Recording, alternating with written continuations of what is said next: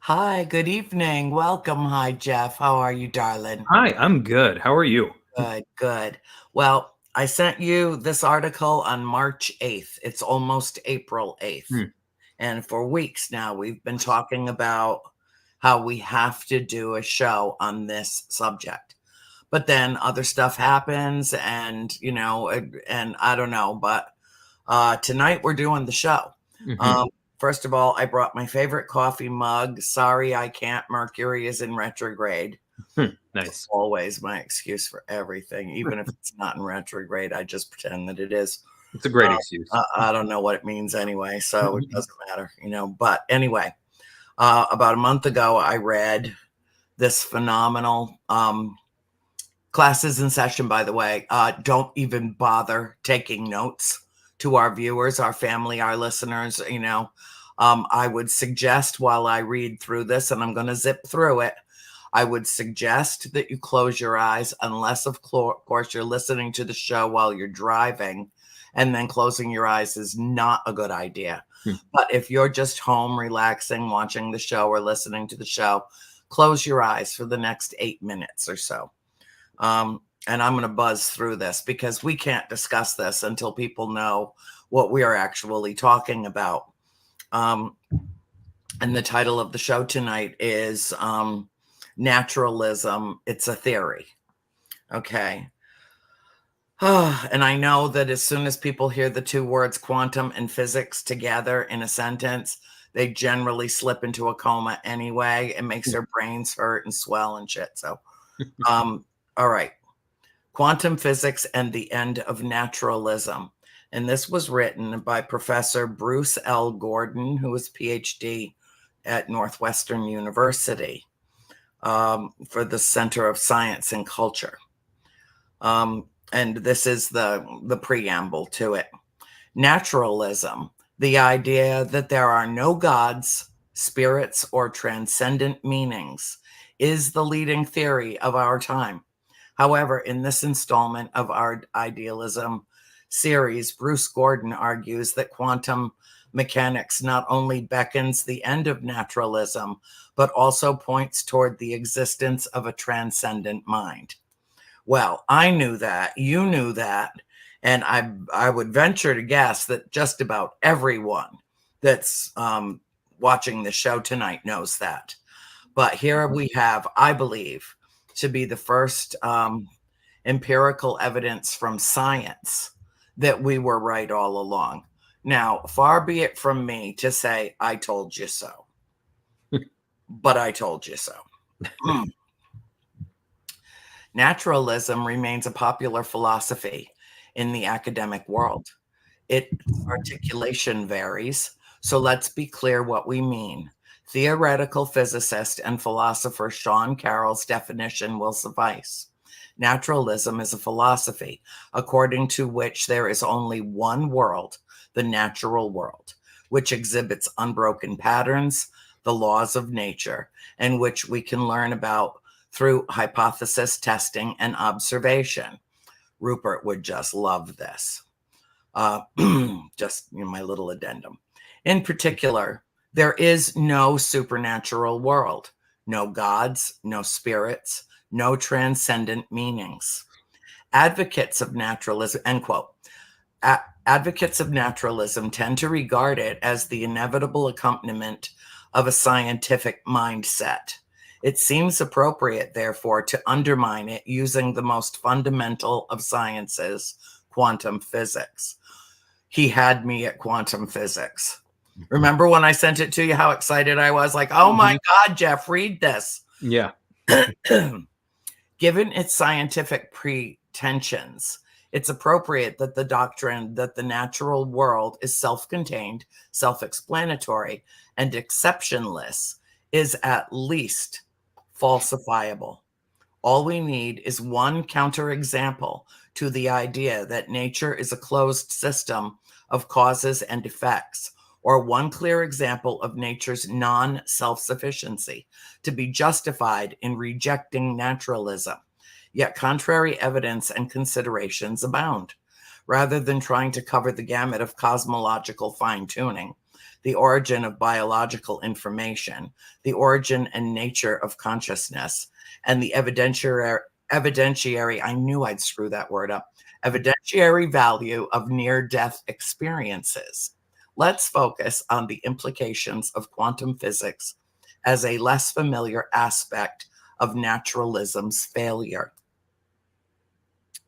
Quantum physics sets aside classical conceptions of motion and the interaction of bodies and introduces acts of measurement and probabilities for observational outcomes in an irreducible way, not ameliorated by appealing to our limited knowledge.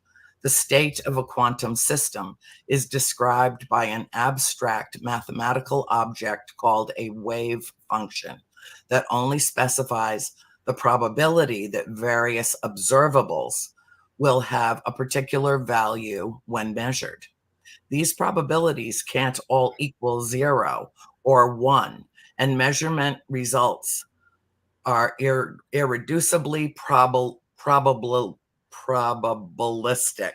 So no sufficient physical reason exists for one outcome being observed rather than another.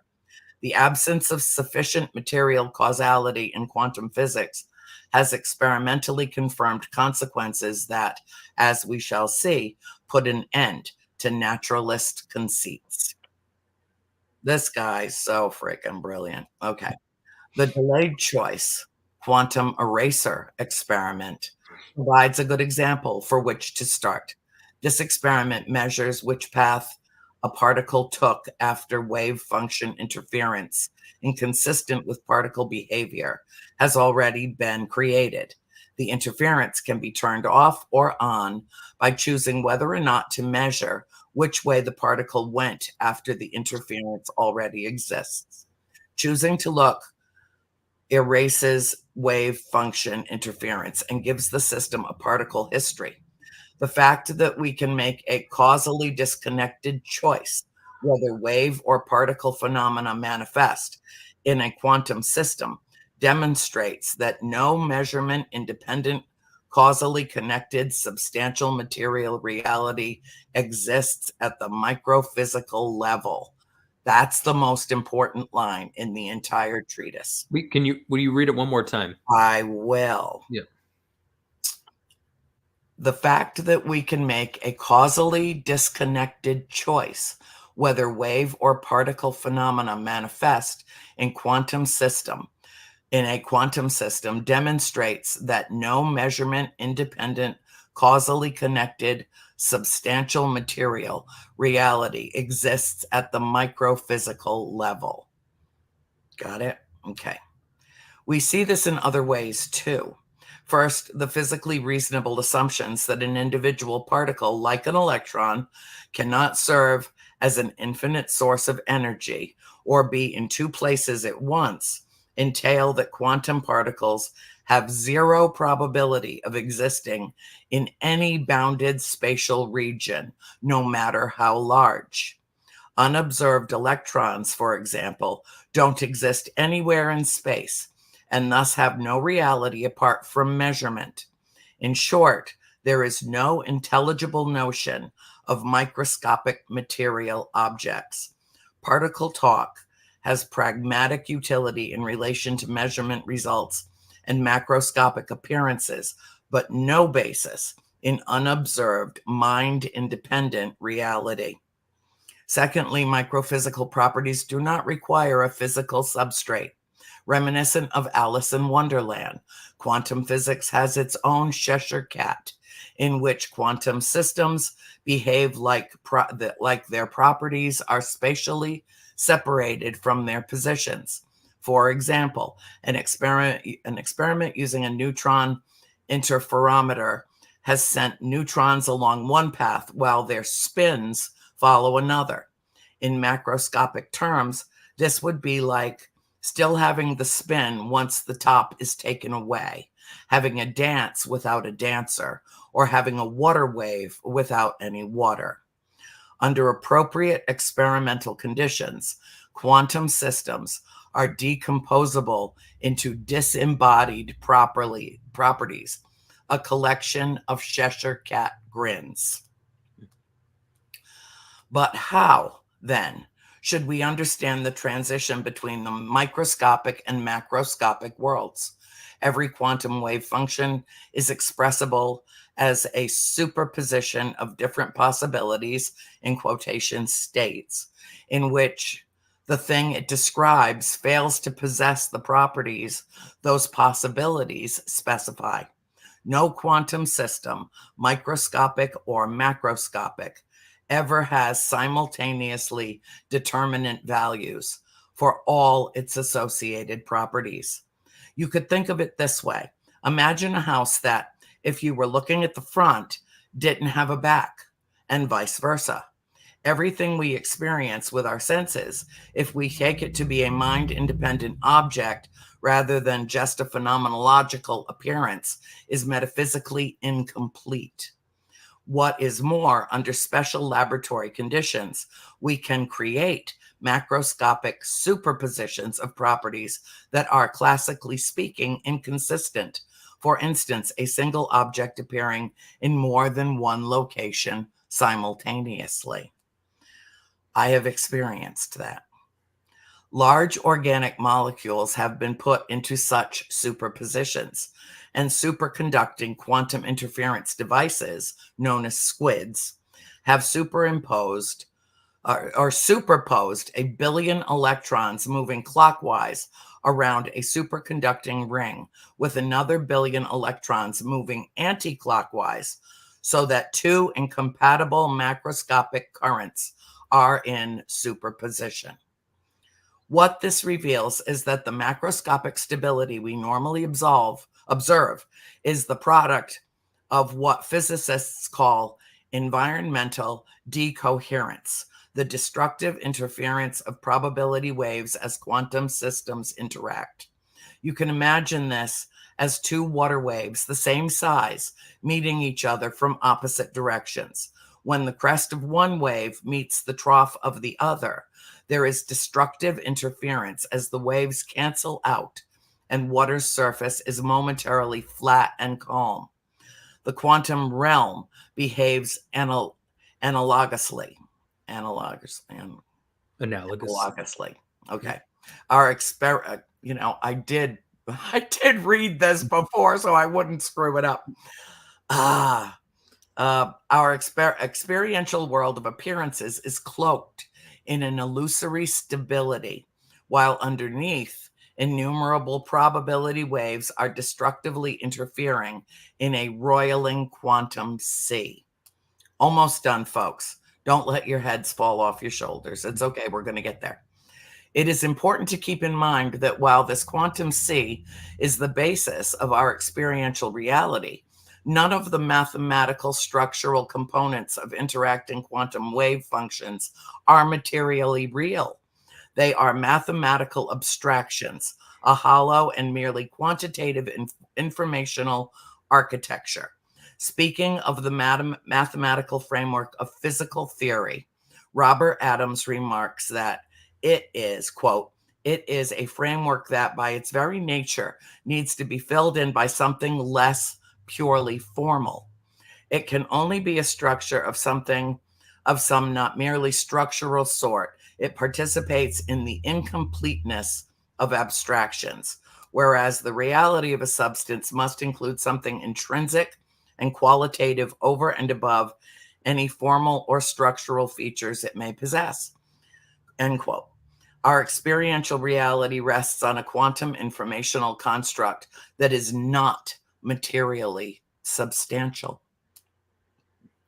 As a final observation before nailing the coffin of naturalism shut, in the case of laboratory-created macroscopic superpositions, our conscious self is not in the superposition, but rather observing it.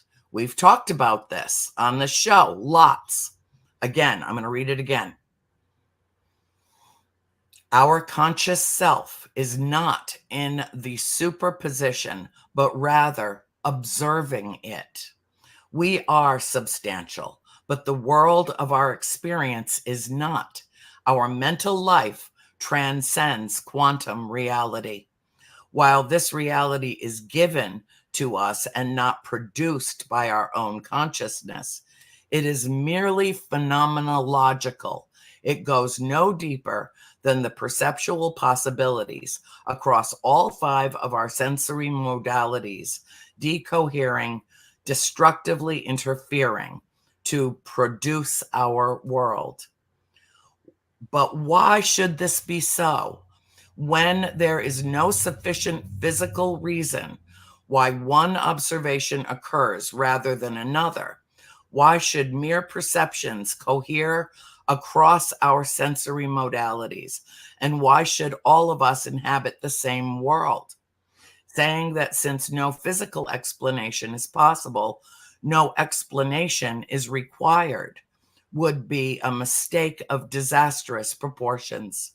If there were no reason why we observe one thing rather than another, if the regularities of nature were metaphysically ungrounded, then our current perception of reality and its accompanying memories might be happening for no reason at all. How could we know? No objective probability and hence no likelihood is assignable to something for which there is no explanation. So we couldn't even say this possibility is unlikely. Clearly, naturalism is inadequate. It cannot meet the ineluctable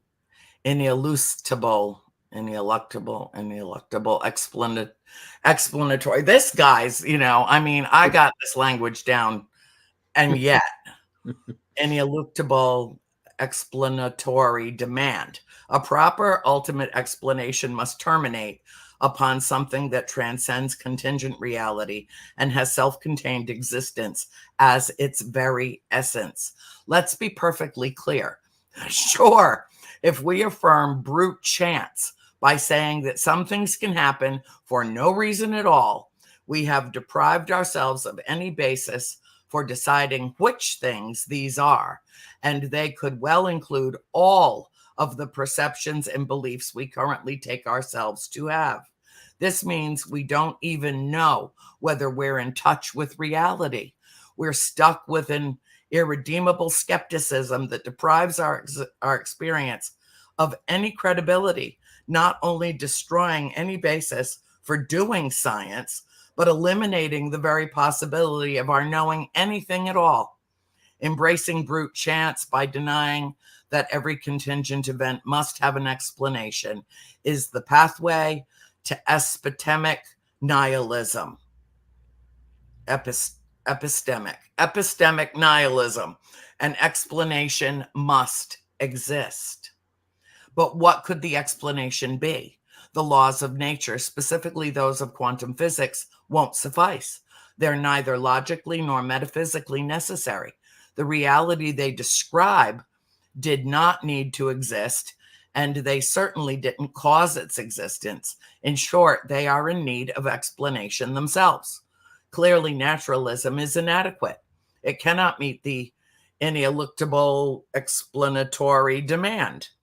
A proper ultimate explanation must terminate upon something that transcends contingent reality and has self-contained existence as its very essence. The required conclusion is obvious. To some, perhaps, since every contingent state of affairs requires an explanation, there must exist a transcendent, independent, necessarily existent being, the existence of which is explained by its intrinsic necessity.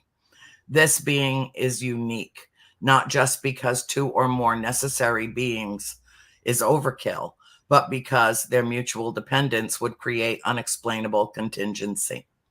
Therefore, furthermore, since space-time and mass energy are contingent phenomenon, this transcendent being must be incorporeal. Finally, in explaining why any reality exists, especially in the absence of a uniquely best reality, a non-arbitrary, self-determined decision based on a perfect, ranked, and complete set of reasons known to this necessarily existent being must be made. This means the necessary ground for the phenomenological reality of our experience is a transcendent, omniscient mind, capital M. Given such considerations, quantum physics not only shows the falsity of naturalism, it leads to a transcendent form of idealism.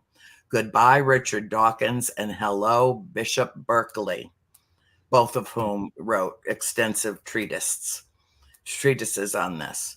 So, okay, so that's it. And it only took a few minutes to get people through it. And I hope that, with my flaws and foibles in the reading, that they got the gist. And the gist of it is our five sensories are incomplete. Our comprehension and our understanding of the natural world is extremely limited. And therefore, the metaphysical world exists in conjunction with our natural world. And therefore, orbs are real, spirit is real, God is real. Something beyond our ability to process what we have in our natural world exists beyond our natural world that we tap into. Mm-hmm. And by the use of quantum physics and quantum mechanics, he basically posits not only the obsolete theory and incomplete theory of naturalism, which is a slap in the face of most scientists who cannot even conceive of what you have experienced, I have experienced, countless other people that we know have experienced, because it doesn't fit in to their construct. Mm-hmm. And so that doesn't mean that we are perceiving something that doesn't exist. It means that the construct is incomplete. Mm-hmm. It means that the construct only captures a part of our natural world and how we exist within it. Yeah. But that there is so much more. And, Yeah. we've talked over and over again about multiple dimensions, all interfacing, interconnecting, living in concert, existing in concert, which is why I can walk into the farmhouse and say hello to the spirits. And every single person in that room that has some kind of electromagnetic gadget or gizmo sees all the lights go off. Mm. All of a sudden, the house just comes to life. Yeah. It's because they recognize me. I have stepped into their dimension. They know my voice. They know I love them. And they know that if they express that in their energetic ability to do so, it's going to set all those devices off. Well, none of those devices ever even existed when I lived in the house as a child. So, we've made some progress in terms of detecting EMF and, all the different, I don't use any of them because I don't really need to, because I'm my own device. But there's this ability now for us to pick up on that energy and that wave, that, fundamental wave that exists in quantum physics and quantum mechanics, but that they utilize wherever they are at the same time that we do.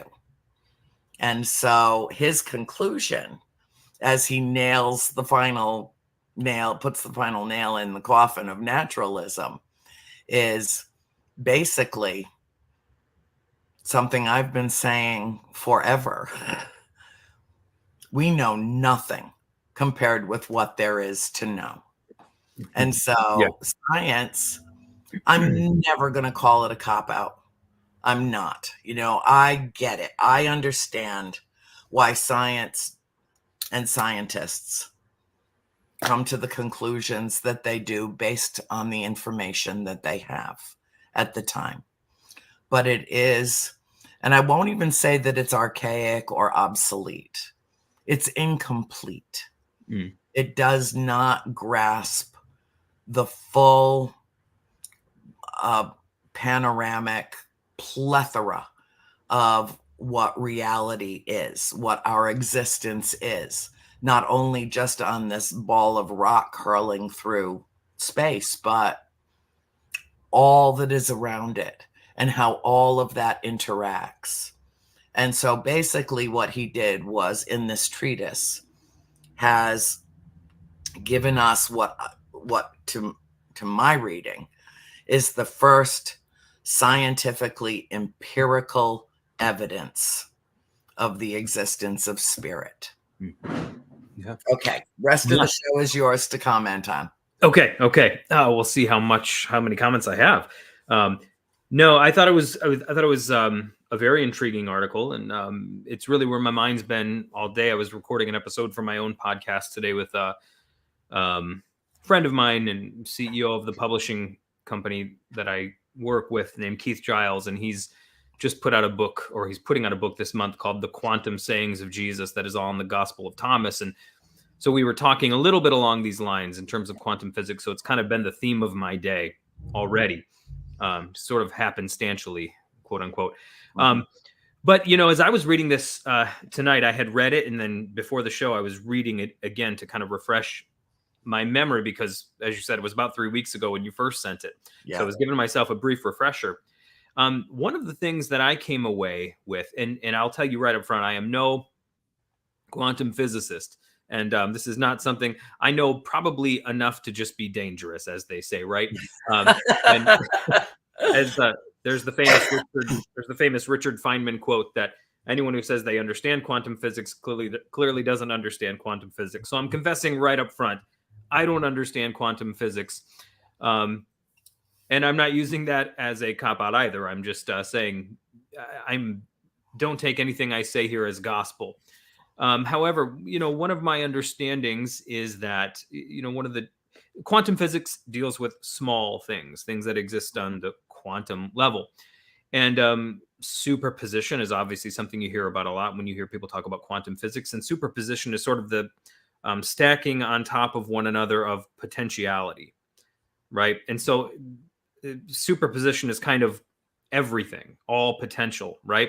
Mm-hmm. And so one of the principles is that, and this is demonstrated through things like the double slit experiment, that something that exists as a wave, which is a superposition, which is sort of all possibilities, let's say all the possibilities that how this photon could manifest itself. Once it's observed, right? Once it's observed, that wave collapses into a particle, right?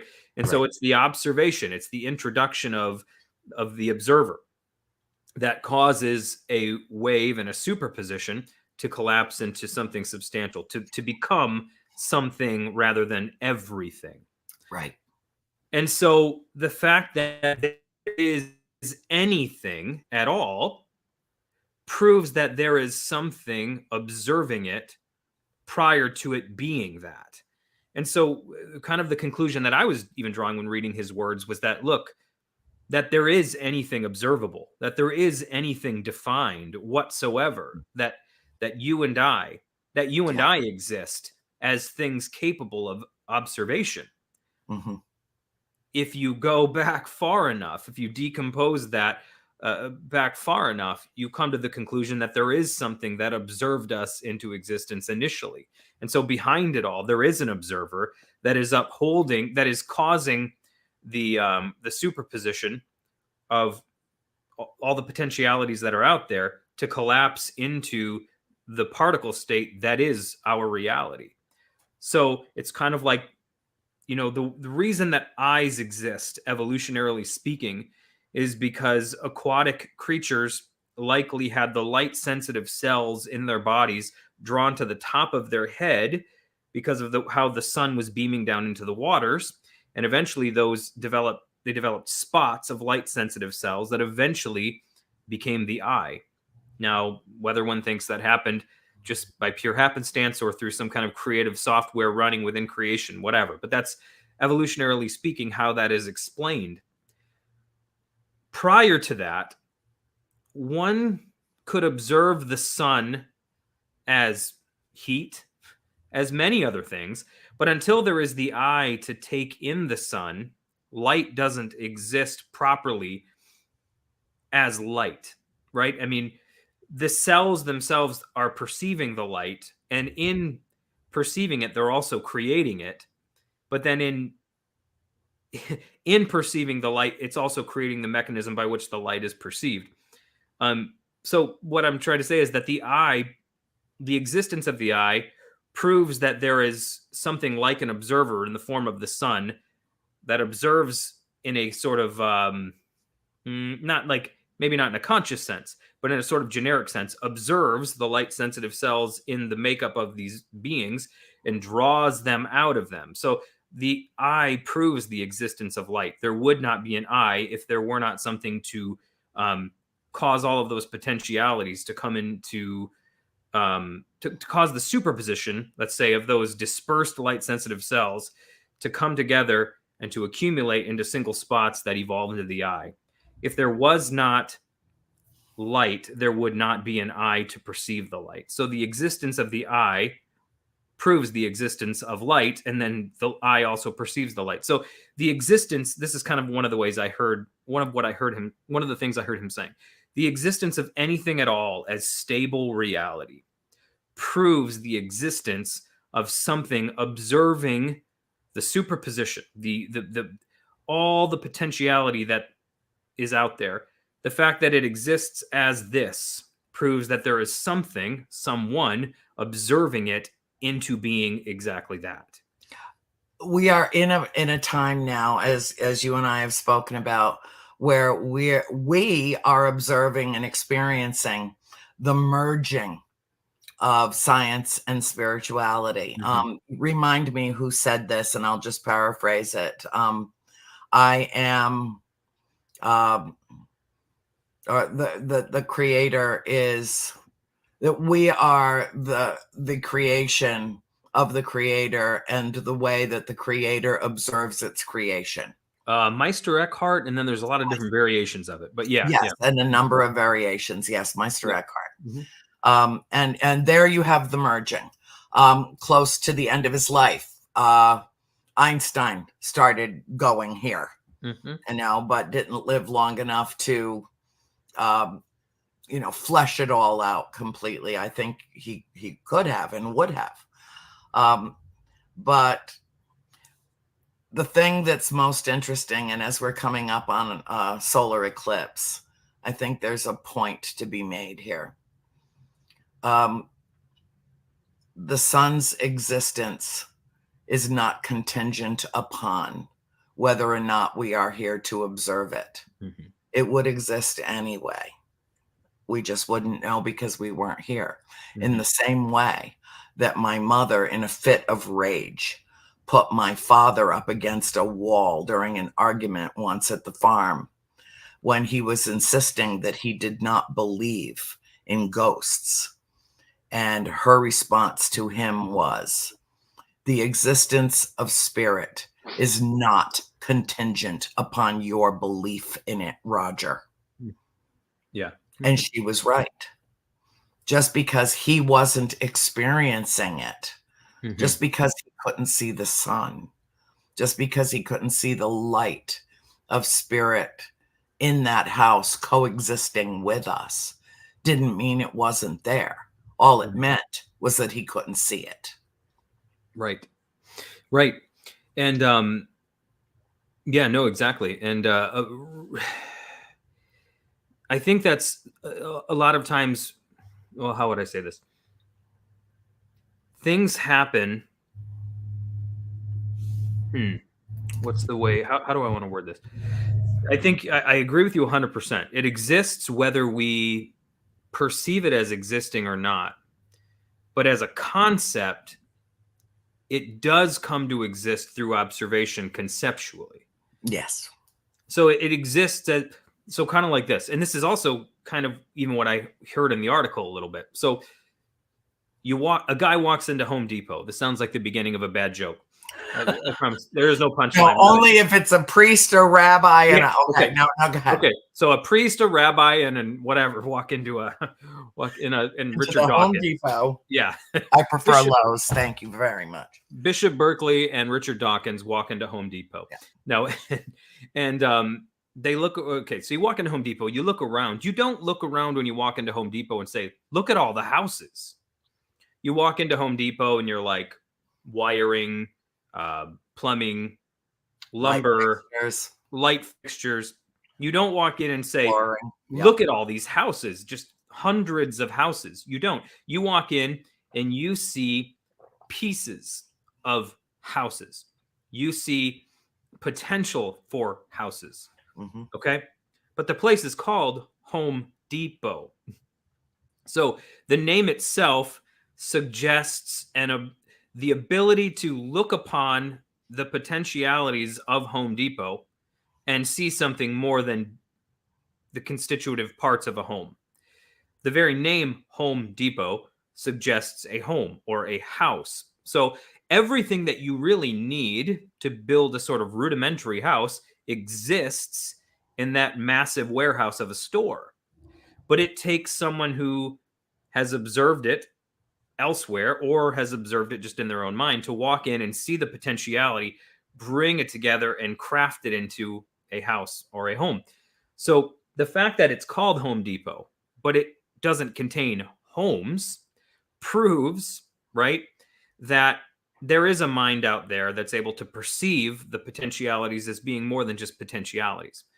So the fact that you and I exist as perceivable beings, the fact that reality exists as a perceivable thing, proves that there is an observer elsewhere that is able to look at the potentialities, the superposition of potentiality in the universe, and envision it as being something other than just everything everywhere all at once. There's something out there, a sort of logos, that's able to take all of this and condense it into limited expressions of an unlimited mind, right? And that's what we are. Mm-hmm. And it proves that behind it, there is something greater, that in some sense, you and I are in the same way that the constitutive parts of a home that exist within a Home Depot or a Lowe's are brought into being by a mind that's able to take these parts and construct them into something else. The fact that you and I exist as something rather than everything, it wouldn't be existing as nothing, would be existing as everything. But existing as everything is in some way the same as existing as nothing, because you don't have a concrete point of existence where you are experiencing reality. Mm-hmm. So this mind imagines you and perceives you as something, and all the potentiality, boom, it becomes you, it becomes me, it becomes this chair, it becomes the floor that's upholding me, it becomes the tree, that the lumber that the floor is made out, whatever. It's this mind that is able to look at all of this and vroom, condense it into reality. So the fact that anything exists proves there is a mind behind it, perceiving it into being, in the same way that we see the introduction of measuring devices causes a superposition, a photon existing in a wave state to collapse into a particle state. The fact that we exist as particles rather than waves everywhere says to us that there is something observing and therefore causing it to collapse into existence. And, you know, obviously Schrodinger put forth the Schrodinger's cat, you know, thought experiment, where he talks about if you put, there's a lot of variations of it, but if you put two cats in two different boxes, you seal it up, and you put a collar around one of the cats that has, what is it? Something like let's just put it this way. There's a device in one of the boxes that will go off and release a poison gas that could potentially kill the cat. Now, this didn't really happen. This was not a real experiment done. It's a thought experiment he put forth. Mm-hmm. No cats were harmed in the formation of this theory. Mm-hmm. So there's two boxes.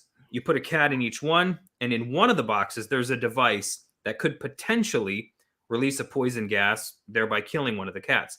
He argues that until the boxes are opened, the cat exists both as living and dead. It's both alive and dead until it's observed. It exists in a state of superposition until observation collapses it into reality. And so yeah, again, I would say the existence of material, the existence of matter, proves that there is spirit observing material into something that matters, right? That you and I are matter, and we are matter that matters in the more in that other sense of the word, right? That spirit observes material and causes material to matter as a verb. And that's what we are. We are the observation of spirit. I mean, even if one looks at the New Testament, for example, the Apostle Paul, he talks about, I grew up hearing a version of Christianity that said you were born totally depraved and born in original sin and, tainted by the sin of Adam and therefore hellbound. And you had the, little red laser target of God's wrath fixed on your heart all the days of your life. And you were always, that's how you existed. And you were just this unclean sinner until you came to Jesus and were converted. If you were Catholic until you were baptized as an infant or whatever. I mean, whatever. We all have our different way. We all had our different ways of experiencing spiritual abuse.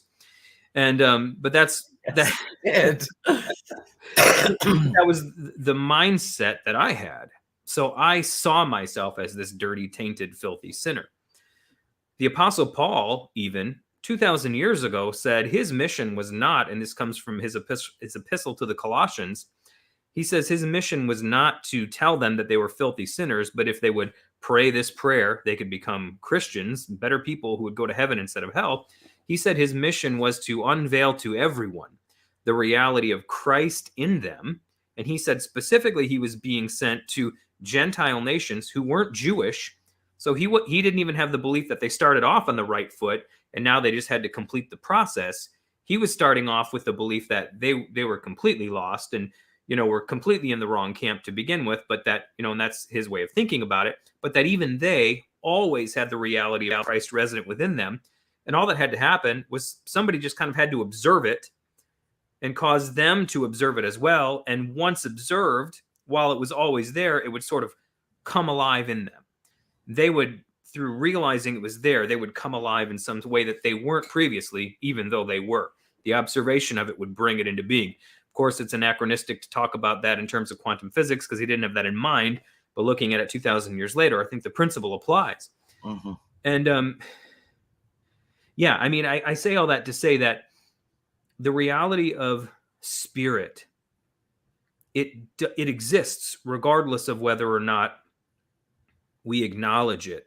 But in the same way that the sun calls the eye into being, once the eye is called into being by the light, the eye then is called to observe the sun into being, even though the sun exists previous to the eye, obviously, or there would be no eye.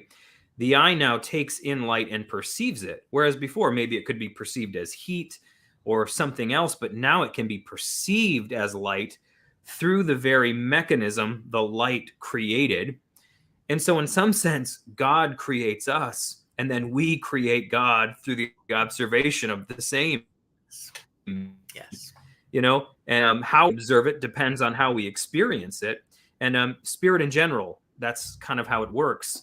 And, with all, even in the paranormal community, never in the history of humanity have there been more people attempting to observe this phenomenon, and through the observation or the attempted observation, at least, it doesn't always go how people might want it to go. But as you said, you walk into the home and you observe the presence of the numinous and the unseen, mm-hmm.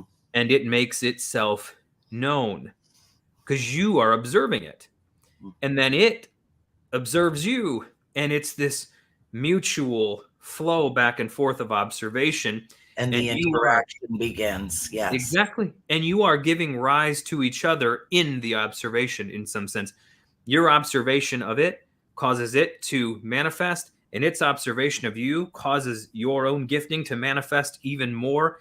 and it's this mutual back and forth observation, reality giving rise to reality through the observation of reality, which is cyclical in nature. Yeah. Yeah. You realize, Jeff, I mean, we're running out of time here. We got a few more minutes, but I want to prepare you. I want you to expect that we're going to get a whole bunch of letters about this episode of Soul School, where at least some of our viewers, those that I know personally and well, are going to say, I just threw my notebook and pen out the window, and you made my brain hurt and collapse into itself, and don't ever do that again. And then they'll come next week and see what we came up with to titillate their sensory perceptions. Yeah. The thing that I most appreciated about the theory, because really, I mean, you can look at it as naturalism versus supernaturalism. And if everything exists, if everything is one thing, if all consciousness of divine mind, if everything is one thing, if it's all energy, then they do exist simultaneously in concert with each other. We're the ones that label them and try to separate them and make sense of this and make sense of that. But it's all interconnected. It's all one thing. And I think that as a child, my acceptance of that notion, without even being able to verbalize it or give it some kind of cerebral form in my own thinking as a younger person, I think it was the process of me accepting the circumstances in which I lived and with whom I dwelled among the dead, that opened that Pandora's box for me. Yeah. And it wasn't scary. It was fascinating. And it's actually primarily the reason why I pursued philosophy in college. That was my first major. And then I had two majors, English and philosophy. But, you put those two together and they're very complementary as well. Yeah. And I think that the reason that I studied existentialism, that I was, a big fan of the French philosophers that predominantly tried to work on this hypothesis, whether it was Jean-Paul Sartre and Being and Nothingness, and Simone de Beauvoir, Albert Camus, Rene Descartes was probably the earliest one that established a foundation from which we would work on. I think, therefore I am. And so I wrote my thesis, flipped it around and said, I am, therefore I think, and tried to come at it from, that opposing viewpoint. It is, it all falls into that concept of thoughts are things. Yeah. Nothing in our physical world, not our natural world, but our physical world that we have created. Every single thing, from the mug with the funny words, or to the desk I'm sitting at, to the computer, everything, the calendar on the wall, everything began as a thought in someone's mind, plucked from divine mind before it came into being. If there wasn't some consistency in our physical world, then not all animals would have eyes. Most animals have eyes and ears, a nose, legs to walk on, a core. We're all basically the same, which is why we can communicate and why we recognize each other. But ultimately, I think that I consider this empirical evidence for the existence of spirit, as a theorem, as a hypothesis. And I think it blows the theory of naturalism right out of the water. Yeah. You Yeah, no, know? I do too. I do too. And I think it's about time, Yeah, it is um, about time, you know, because what it's done is it's challenged science to mhm. think spiritually. Yeah, and we've had for far too long science and religion going head to head. Pardon Yeah. me. And One just science, disregarding the other. yeah, and we have science becoming scientism in Yeah. its antagonism of religion, and in so doing becomes essentially of the same type that religion is of, all while touting anti-religion. And even though it might be spouting facts, you know what I mean? Yeah. Um, in its posture, it is religious, and Yes. that by its very nature will destroy. We don't need one or the other. We need the merging of the two, and the merging of the two isn't even just this cohabiting of the two with one another. The merging of the two is going to give birth to something altogether different. I always use the term coincidentia oppositorum, which means the coincidence of opposites. It's an alchemical term that means when opposing forces come together, they create it. You don't just have like two things split down the middle but welded together. You get something completely new, something completely different.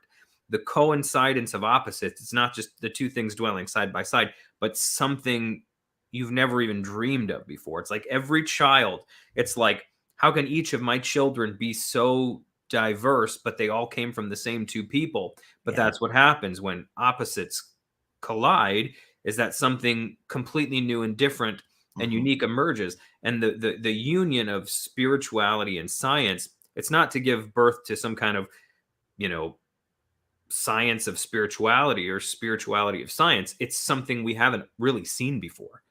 It's something we don't really even know how to name yet, but it is Right. coming. It is It coming, is. and it's It here is. now, and it's taking shape. And even what we're doing now and talking about it is we are participating in the very activity we've been talking about in observing the potentiality of such a thing existing. We are calling it into existence. Carl Jung in Memories, Dreams, and Reflections talks about the fact that we are the second creators in some sense, and that when we observe what is created, there is some way in which we kind of perfect it, like by observing it. And of course, we can do the opposite as well.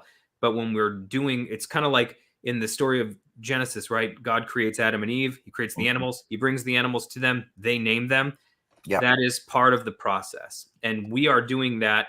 We are calling forth such a system in this conversation tonight simply by observing and discussing it. And I know it's about time. So I I'll know it is. It's time. And God bless everyone that stuck with us for the hour and got through this. See, you did survive. And we'll explore this some more. We will. Yeah. This was really kind of toe dabbling tonight. We will revisit this again in the future. But for now, we love you all. We thank you all for being here. And class dismissed. Yes. Good night, all.